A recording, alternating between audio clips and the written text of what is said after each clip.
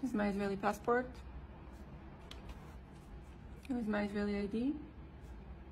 And army exemption card. I didn't serve in the army. Last week, I submitted an application to renounce my Israeli citizenship in the consulate here in Toronto.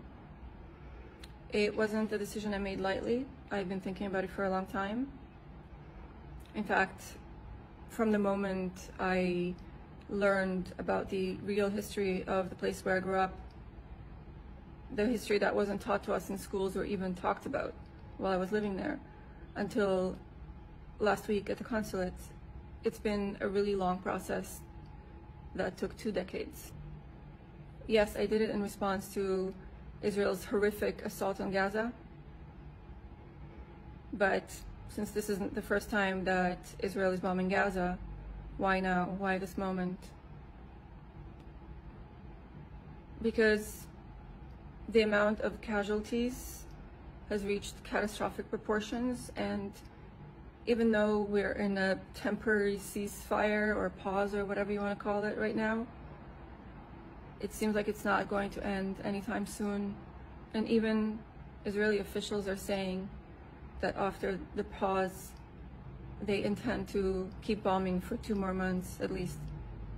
Whether Israel realizes it or not, all this death harms its own people as well.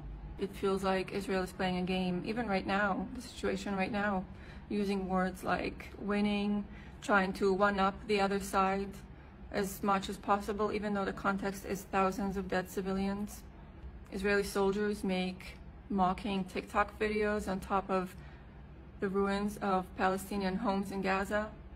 Why am I doing this now? Because more than ever, it's clear to me now that in Israel, peace is not the goal. And I don't know if it ever was. And when I think back on my childhood and all the times we spent running in and out of the bomb shelter, all the times my parents were worried about us, all the time I spent worrying while putting on a brave face like we were encouraged to, I feel like it's the kind of state that doesn't care about its own people. And I'm not even talking about all the torture, abuse, and humiliation inflicted upon Palestinians in the West Bank and Gaza, or Palestinians with Israeli citizenship that Israel loves to use as some sort of proof that it's not an apartheid state. I'm talking about the way Israel treats its own people.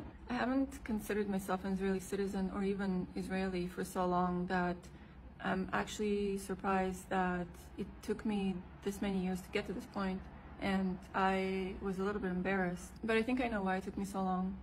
Israel spends so much time and money inciting its own people against each other, family members, friends, neighbors.